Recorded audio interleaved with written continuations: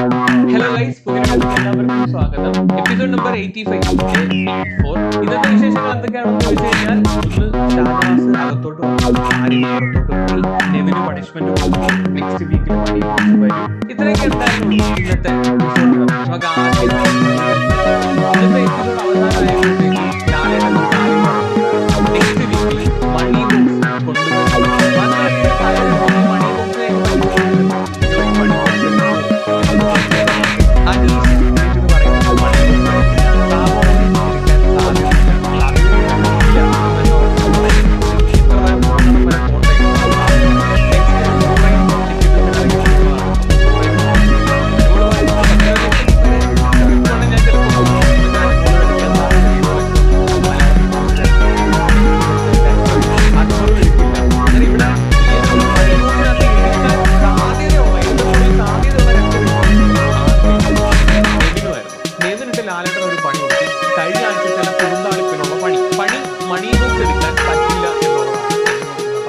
പണിയിൽ എത്ര പേര് തൃപ്തരായില്ല എന്ന് കമന്റ് ബോക്സിൽ ഒന്ന് പറഞ്ഞു ഞാൻ നന്നായിരിക്കും. ആദ്യം എന്താണ് ഈ മണി ബോക്സ് എടുക്കും എന്നുള്ള കാര്യത്തിൽ 100%. കാര്യം ഫൈനൽ വീക്കിലോട്ട് പോകുമ്പോഴത്തേക്ക് രണ്ട് കണ്ടസ്റ്റൻസ് ആദിലെയും മുംബൈയും കൂടെ അകത്ത് വന്നു കഴിഞ്ഞാൽ വോട്ട് സ്പ്ലിറ്റ് ആയി മുംബൈക്ക് അത്രയും കൂടെ കുറയച്ചു. ഇവര് ഒരാൾ പുറത്തു പോയി കഴിഞ്ഞാൽ മണി ബോക്സ് എടുത്ത് പുറത്തു പോയി കഴിഞ്ഞാൽ ആ പൈസയും കിട്ടും. മുംബൈക്ക് കൂടെ കയറി കൂടെ ചിലപ്പോൾ എത്താൻ സാധ്യതയുണ്ട്. അതൊരു നേട്ടമാണ്. ആദിലയുടെ ഏറ്റവും വലിയ കോമ്പറ്റീഷൻ ആണ് നെവിനാണ് പണിഷ്മെന്റ് കിട്ടി മണി ബോക്സ് എടുക്കാൻ പറ്റാത്ത അവസ്ഥ വന്നു. അപ്പോൾ ഇത് ആദ്യം ഒരു മണി ബോക്സ് എന്നുള്ള രീതിയിലോട്ട് മാറുകയാണ്. സോ എന്റെ ഒരു തോട്ട് ഞാൻ പറയും, അത് ഇവർക്കും ഏതാണ്ട് മനസ്സിലായിട്ടുണ്ട്. ആദ്യമാണ് ഈ ഒരു മണി ബോക്സ് കണ്ടെത്തിയിരിക്കുന്നത്. അപ്പോൾ വെറുതെ മണി ബോക്സ് കൊടുക്കാൻ സാധ്യതയില്ല. എന്തെങ്കിലും പണി കൊടുക്കും. ആ പണി ചെയ്തു കഴിഞ്ഞാൽ മാത്രമേ, കംപ്ലീറ്റ് ചെയ്ത് കഴിഞ്ഞാൽ മാത്രമേ ചിലപ്പോൾ മണി ബോക്സ് എടുത്തുകൊണ്ട് പോകാൻ പറ്റുള്ളൂ. അങ്ങനെ ഒരു സാധ്യത ഈ പണി ഉണ്ടായത് കൊണ്ട് തന്നെ ഓരോ ലെവല് കഴിയുമ്പോൾ എമൗണ്ട് കൂടി വരാൻ സാധ്യതയുണ്ട്. മിക്കവാറും ഈ ഒരു സീസണിൽ നല്ലൊരു huge amount between 10 and 15 lakhs അവർ വെക്കാൻ സാധ്യതയുണ്ട്. ഇപ്പോൾ പണി ഉണ്ടെങ്കിൽ അപ്പോൾ ഈ ഒരു 10-15 ഒക്കെ വെച്ച് കഴിഞ്ഞാൽ പിന്നോട്ട് നിൽക്കുന്ന പല ടീംസും ഇപ്പോൾ എടുക്കത്തില്ല എന്ന് പറഞ്ഞ പല ടീംസും ഒന്ന് ട്രൈ ചെയ്തെങ്കിൽ പോകും. മിക്കവാറും താമരൊക്കെ എടുക്കത്തില്ല എന്ന് പറയുമെങ്കിൽ നല്ലൊരു ഹ്യൂജ് എമൗണ്ട് വെച്ച് കഴിഞ്ഞാൽ ചിലപ്പോൾ ഒന്ന് കൈവെക്കാനുള്ള സാധ്യതയുണ്ട്. അല്ലെങ്കിൽ പിന്നെ വെറുതെ ഒരു ടാസ്ക് കൊണ്ടുവരാൻ കാര്യം ആദ്യം കോമ്പറ്റീറ്ററില്ല. ആദ്യം കുറേയും കൂടെ ആ ബിഗ് ബോസ് ഹൗസിൽ ഈ ഫൈനലിൽ 2 വീക്കിൽ തന്നെ ഉദ്ദേശിക്കുന്ന ഏറ്റവും വലിയ അൺഫെയർ ഗെയിമാണ് കൊണ്ടുവരുന്നത്. കാര്യം ഒരു വീട്ടിലെ ഒരു ഗോളായിട്ട് കഴിയുന്ന 2 പേര് അതിൻ്റെ അകത്ത് 2 കണ്ടസ്റ്റൻസ്. അപ്പോൾ അവർക്ക് ഭയങ്കര ബെനിഫിറ്റ്സ് ആണ്. ഇത്രയും നാൾ ആ ഒരു സാധനം അൺഫെയർ ആയിട്ട് നമുക്ക് തോന്നിയില്ലെങ്കിൽ ഈ ഫൈനലിൽ എനിക്ക് അൺഫെയർ ആയിട്ട് തോന്നുന്നു. അതുകൊണ്ട് തന്നെ ആദ്യം ചെയ്ത് ഫ്രീ ആണ്. മണി ബോക്സിൽ 1 ലക്ഷം 2 ലക്ഷം വെച്ചിട്ട് പുറത്തോട്ട് പോയി കഴിഞ്ഞാൽ തന്നെ ആദ്യം ലാഭം ഇവിടെ അന്നേരം ആദില മാത്രമേ ഈ മണി ബോക്സിനകത്ത് കണ്ടിരിക്കുന്നുള്ളൂ. അതുകൊണ്ട് എന്തെങ്കിലും ഒരു പണിയും കൂടെ അതിനകത്ത് കൊടുത്തില്ലെങ്കിൽ, ഇപ്പൊ ഇവർ ഈ പണി കൊടുത്ത് ആ പണി ഇവർ ചെയ്തില്ലെങ്കിൽ, ഒരു ടാസ്ക് ചെയ്തില്ലെങ്കിൽ ആ മണി ബോക്സ് റദ്ദാക്കുന്ന തരത്തിലുള്ള ഒരു സാധനം കൊണ്ടുവരണം. ഇപ്പൊ ഹ്യൂജ് എമൗണ്ട് കൊടുക്കുന്നു, അതിനോടൊപ്പം നല്ലൊരു ചിമിട്ടം പണിയും കൂടെ കൊടുക്കുന്നു എന്നൊരു സാധനം കൊണ്ടുവന്ന് കഴിഞ്ഞാൽ അത് കിടലുമായിരിക്കും. അങ്ങനെ എടുത്തോണ്ട് പുറത്തോട്ട് പോകാൻ പറ്റിയില്ലെങ്കിൽ ആ മണി ബോക്സ് അത് റദ്ദാക്കുകയാണ്. അങ്ങനത്തെ ഒരു സംഭവം കൊണ്ടുവരണം. ആർക്കും കിട്ടാത്ത ഒരു രീതിയിലോട്ട് കൊണ്ടുവരണം. അല്ലെങ്കിൽ ഭയങ്കര അൺഫെയർ ആയി. ഈ ഒരു ടാസ്ക് നല്ല രീതിയിൽ കൊണ്ടുവരണമെങ്കിൽ നിങ്ങൾ വെറൈറ്റി പിടിക്കണം, ഹ്യൂജ് എമൗണ്ട് വെച്ചിട്ട് ആളുകളെ മോഹിപ്പിക്കണം. എന്നാലേ അതിനകത്തൊരു ഇതുണ്ടാവും, ത്രില്ല് ഉണ്ടാവും. അതിന്റെ കാര്യത്തിലുള്ള ഒരു വൃത്തികെട്ട മണി ബോക്സ് ഔട്ടായിട്ട് മാറി. അത് മാത്രമല്ല, എനിക്ക് തോന്നുന്നു നെക്സ്റ്റ് വീക്കിൽ ഔട്ടായി പോയ കണ്ടസ്റ്റൻസ് ആദ്യം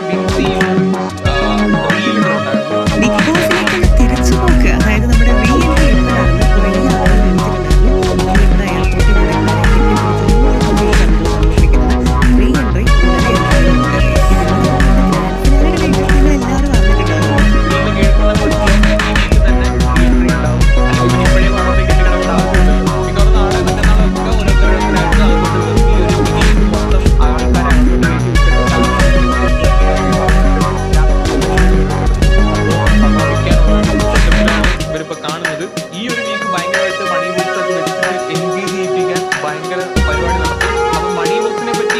എല്ലാവരും എൻ്റെ ഒരു ഇതാണ്. ദൈവത്തെ ഓർത്ത് ആദിലേക്ക് ഒരു മണി ബോക്സ് എന്നുള്ള രീതിയിൽ ഇതിന്റെ ഒരു എന്റർടൈൻമെന്റ് വാല്യൂ നിങ്ങൾ എനിക്ക് അത്രേ പറയാനുള്ളൂ. അപ്പൊ നമുക്ക് ഇന്നത്തെ എപ്പിസോഡിലോട്ട് പോവാം.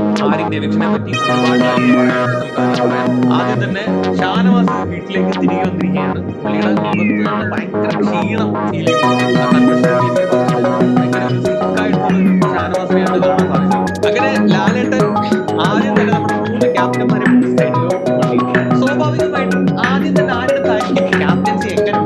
ചോദിക്കുന്നത് അനീഷിനെ പൊക്കും. അനീഷ് ക്യാപ്റ്റൻസി അനീഷെ കൊണ്ടിരുന്നിട്ട് ലാലേട്ട ബിഗ് ബോസിന്റെ ഈ സീസണിലെ ഏറ്റവും മോശപ്പെട്ട ക്യാപ്റ്റൻസി. എനിക്ക് പലപ്പോഴും തോന്നിയിട്ടുണ്ട് ഈ ഒരു ഡയലോഗ് അനീഷിന്റെ വായിൽ കേൾക്കാൻ വേണ്ടി അനീഷിനെ ലാലേട്ടൻ ഇത് കേൾക്കുന്നത് ഭയങ്കര ഇഷ്ടമാണ്. ഏറ്റവും മോശപ്പെട്ട ക്യാപ്റ്റൻസി. അനീഷ് പലതവണ ഇതിന് മുമ്പ് പലരെ പറ്റിയും പറഞ്ഞിട്ടുണ്ടായിരുന്നെങ്കിലും ഈ പറച്ചിൽ വളരെ കറക്റ്റായിട്ടുള്ള ഒരു പറച്ചിലായിരുന്നു. ഈ പറയുന്ന സമയത്ത് ഈ നെവിൻ അവിടെ കുറെ പരിപാടികൾ ചെയ്യുന്നുണ്ട്. ഇവരൊന്നും തോന്നിയേക്ക് വരുന്നില്ലേ അതിലൊക്കെ ഡയലോഗ് പഠിക്കുമ്പോഴത്തേക്ക് ഇത് മൊത്തം നെവിൻ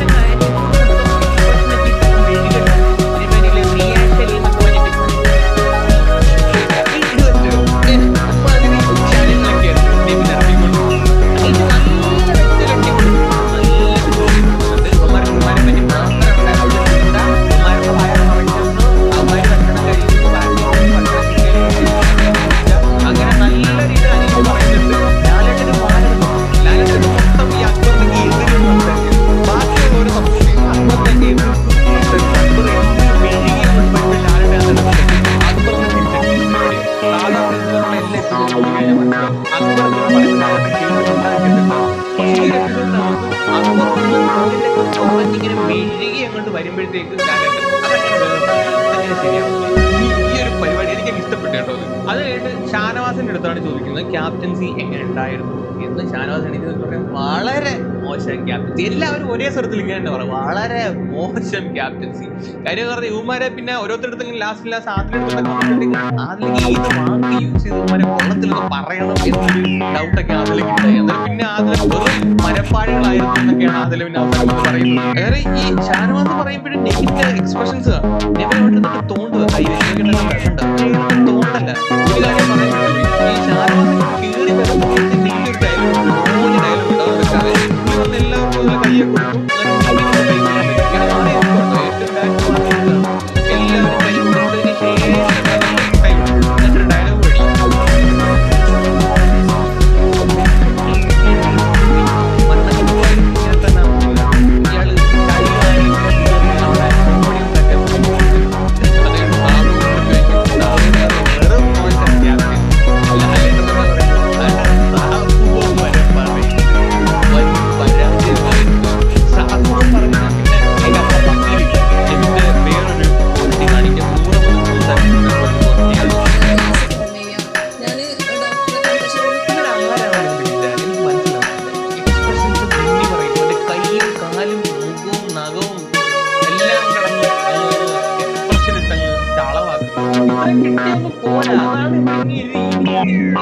ഇയാള് മനസ്സിലായ ഇത് കഴിഞ്ഞിട്ട് കുറച്ചെങ്കിലും കൊള്ളാമെന്ന് തോന്നിയ ഈ ഒരു 3 ക്യാപ്റ്റന്മാരുടെ കൂട്ടത്തിൽ ആരാണ്? ആര്യന്റെ പേരാണ് ചൂണ്ടിക്കാണിക്കുന്നത്. കുറച്ച് കൊള്ളായിരുന്നു ലാലേട്ട. പക്ഷേ എന്ന് പറഞ്ഞിട്ട് അവനെ അവിടെ ഇന്ത്യക്ക് അവരാധിക്കും. നമ്മളെടുത്ത് വന്ന് സൂര്യയൊക്കെ പറഞ്ഞിട്ട് അപ്പുറത്ത് പോയിട്ട് അവൻ വേറെ ഡയലോഗ് അടിക്കും എന്നാണ് അനുമോള് പറയുന്നത്. ഇതിനെയാണോ അനുമോള് കൊള്ളായിരുന്നു എന്ന് പറയുന്നത്? ചെറുമാരിലെ സിനിമയ്ക്കകത്ത് ശ്രീനിവാസന്റെ ഒരു ഡയലോഗ് അങ്ങനെ ഞാൻ കോടതി മനുഷ്യനാണ് അങ്ങനെ വെറും മാറിയാണ്. ഈ ഒരു ലൈനാണ് അനുമോള്. അങ്ങനെ ബാക്കി എല്ലാവരും ഒരേ സ്വരത്തിൽ പറയുകയാണ് യുവമാരുടെ ക്യാപ്റ്റൻസി അങ്ങനെ പറഞ്ഞിട്ട് അക്ബറിന്റെ അടുത്ത് കാലം അക്ബർ എനിക്ക് നിന്നിട്ട് മെഴുകുന്നു. നമ്മളിടയിൽ തന്നെ ഐക്യം കഷ്ടപ്പെടുന്നുണ്ടായിരുന്നു.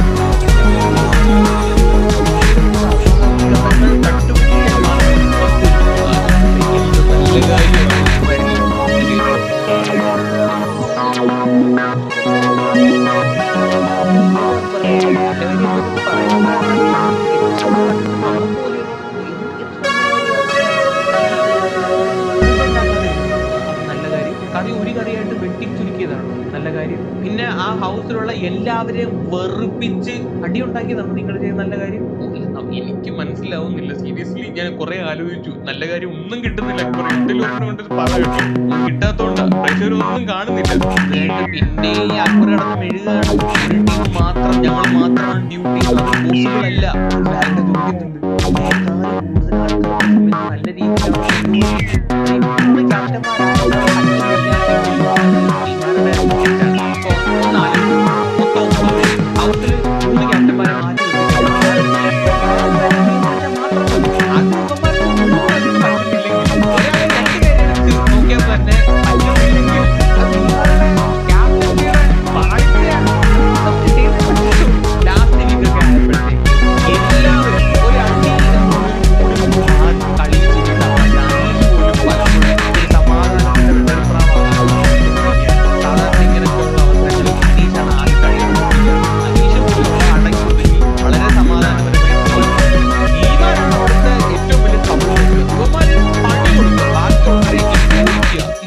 ക്യാപ്റ്റൻസി കൊണ്ട് ഇവന്മാര് 3 പേരുടെ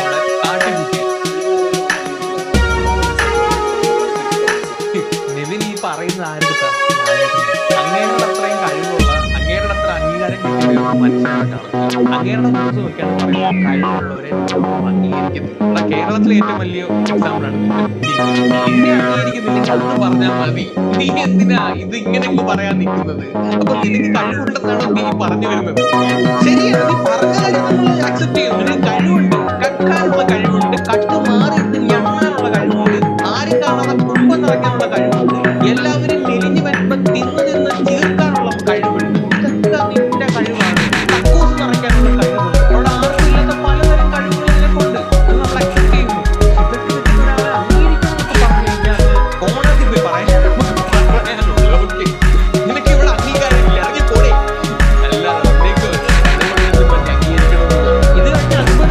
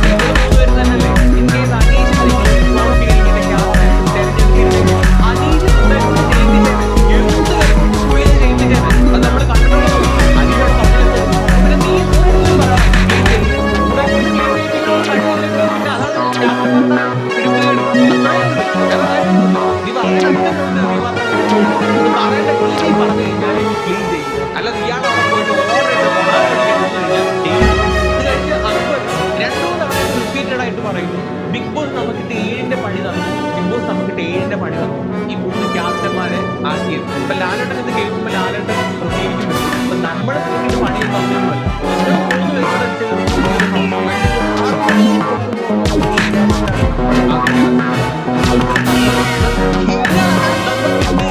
7ന്റെ പണി തന്നുകൊണ്ടിരിക്കുന്നത് എന്നാണ് ലാലേട്ടൻ പറയുന്നത്. ലാലേട്ടൻ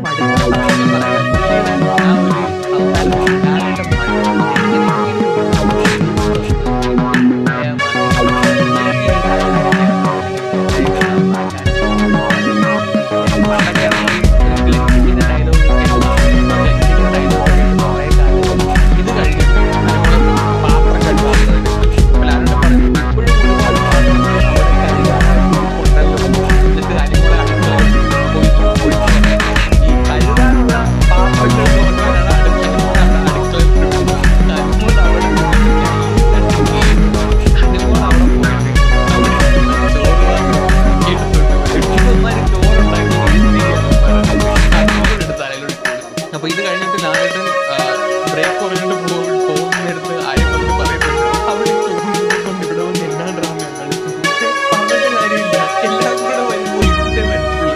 അത് നമ്മുടെ തലയിൽ തന്നെ വന്നു. അക്ബർ പറയും ഇത് ഞാൻ കണ്ടില്ല, ഇത് ഫ്രിഡ്ജ് നോക്കണം.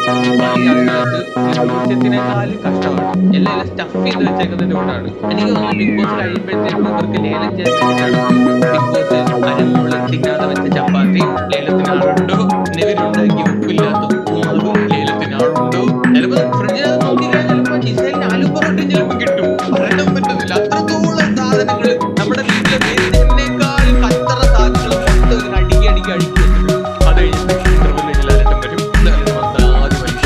എന്തെങ്കിലും ഒരു കാര്യം അനീഷ് വളരെ സന്തോഷത്തോടെ എന്ന് പറയും, ഇത് കഴിഞ്ഞിട്ട് ജയിൽ നോമിനേഷൻ ആണ്. സാബു, അനീഷ്, നൂറ, അനുമോള്, ആദില, ഷാനവാസ് എല്ലാവരും ഒരേ സ്വരത്തിൽ പറയുന്ന പേര് നെവിൻ ആൻഡ് സാബു. നെവിൻ അക്ബർ, നെവിൻ അക്ബർ, നെവിൻ അക്ബർ, അനുമോള്, നെവിൻ അക്ബർ എന്ന് പറഞ്ഞിട്ട് ഒരെത്തെ തന്നെ അങ്ങോട്ട് പറഞ്ഞു ഇത് വരാൻ പറ്റുള്ളൂ. അതിന്റെ അക്ബർ വരും. അക്ബർ വന്നിട്ട് പറയുന്ന പേര് അനുമോൾ ആൻഡ് അനീഷ്. നെവിൻ വരും. നെവിൻ വന്നിട്ട് ഒരു വെറൈറ്റി ആണ്. ആര്യന്റെ പേരാണ് പറയുന്നത്. ആര്യം അൻവരം ആണെന്നൊക്കെ പറഞ്ഞിട്ടാണ് ആര്യന്റെ പേര് പറയുന്നത്. എനിക്ക് തോന്നുന്നു ശാസിക്കുന്നതായിരുന്നു. പിന്നെ നീ മൊട്ടയുടെ നീളാക്കിയാണല്ലോ ശാസിക്കാൻ വേണ്ടിയിട്ട് മൊത്തത്തിലുള്ള താരത്തിന്റെ അവനത് ചെയ്തേനെ. നെക്സ്റ്റ് പറയുന്ന പേര് സാബുവിന്റെ പേരാണ്. നെവിൻ പറയുന്ന പേര് സാബുവിന്റെ പേരാണ്.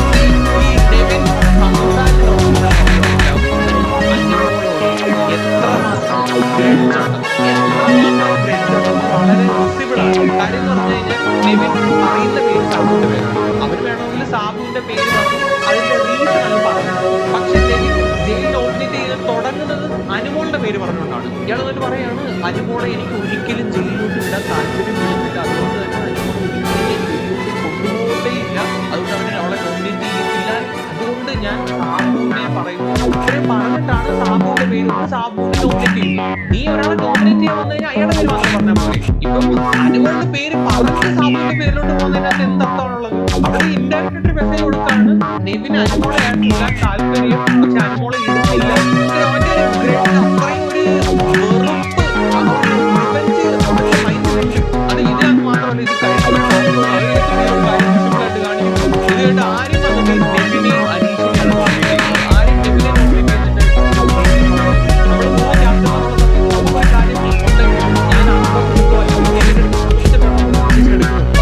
കാര്യം ഞാൻ അവരായിട്ട് എടുക്കാൻ നമ്മൾ ചോദിക്കാൻ നമ്മൾ കണ്ടതാണ്.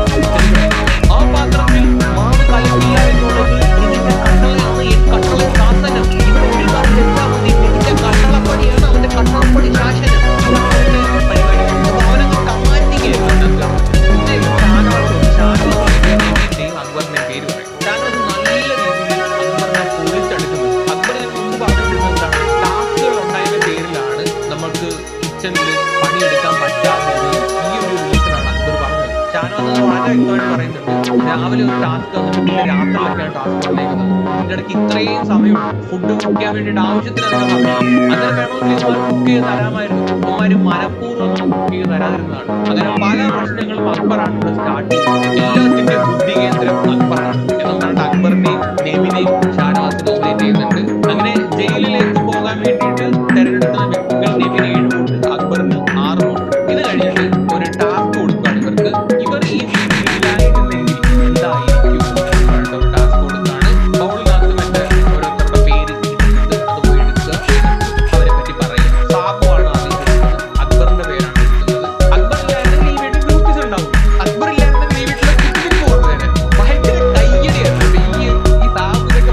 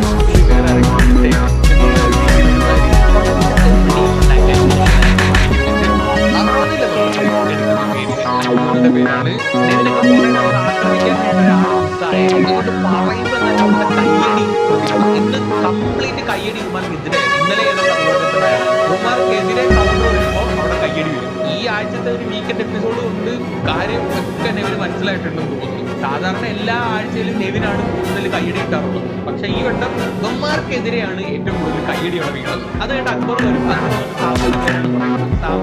നല്ല മനുഷ്യനാണ്,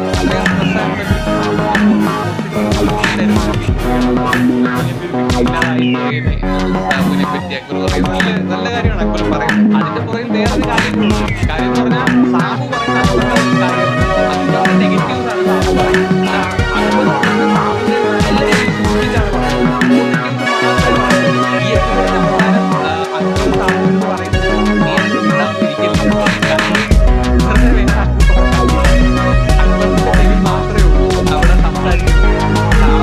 സാബുവിനെ കുറിച്ച് കഴിഞ്ഞാൽ നെറ്റിട്ട് മാത്രം സംസാരിക്കേണ്ട ഒരു അവസ്ഥ വരും. അക്ബറിന്റെ അക്ബറിനോട് ഒറ്റയ്ക്ക് സമയം പാടാണ്. എപ്പോഴും ഒരാളെങ്കിലും കയ്യാളായിട്ട് വേണം. അക്ബറിന് ഇതുവരെ ആ ഒരു ടാറ്റയുടെ എപ്പോഴും കൂടെ ഒരാൾ വേണം.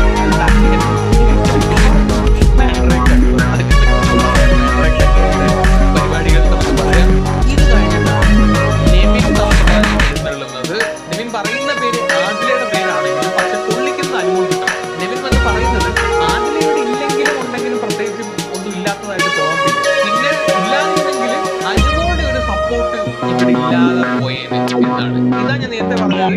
നെവിന്റെ ആ ഒരു ഗ്രഡ്ജ് നിങ്ങൾക്ക് ഇതിൽ നിന്ന് മനസ്സിലാക്കാം. മറ്റേ ജയിൽ നോമിനേഷൻ സമയത്തും അനുമോളുടെ പേര് അവിടെ പറഞ്ഞിട്ടില്ല, എന്നിട്ടും അനുമോളെ അതിനകത്ത് വലിച്ചിട്ടിട്ടുണ്ട്. ഇതിനകത്തും നെവിൻ ആദിലയുടെ പേര് പറഞ്ഞിട്ടുണ്ടെങ്കിലും അവിടെ അടിക്കാൻ നോക്കുന്നത് അനുമോളെയാണ്. അത് കഴിഞ്ഞിട്ട് ആരും വരും, ആരും നെവിന്റെ പേരാണ് പറയുന്നത്. ഇത് മോശം തുറന്നതിന് ഒന്നും ആരും കണ്ടുതരുന്നില്ലായിരുന്നു. എന്നിട്ട് ഏറ്റവും അവസാനം നല്ല പൊക്കി അടിച്ചു വെക്കുന്നുണ്ട് നെവിനെ പറ്റി ആര്യം. നെക്സ്റ്റ് അത് കഴിഞ്ഞിട്ട് ഷാനവാസ് വരും. ഷാനവാസ് വന്ന് ആര്യന്റെ പേരാണ് എടുക്കുന്നത്. ആര്യം ഇല്ലാതെ ഒരു നല്ലൊരു കോമ്പറ്റീറ്റർ ഒരു സ്പോർട്സ് പേഴ്സണെ നമുക്ക് മിസ്സായി പോയേനെ, ഗെയിമിലൊക്കെ നല്ലൊരു കളിച്ച് മിസ്സായി പോയെന്നൊക്കെ പറഞ്ഞിട്ട് ഇതൊക്കെ പറഞ്ഞിട്ട് വേറെ കുറച്ച് ഡയലോഗ് എടുക്കുക. ശബ്ദമില്ലാതെ തെറി വിളിക്കുന്നത് എങ്ങനെയാണെന്ന് ഇവരില്ലാതെ പഠിക്കുന്നില്ലായിരുന്നു.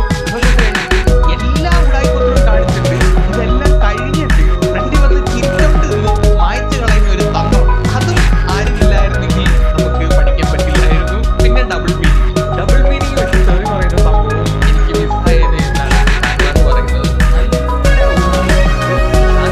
പോയ പോലെ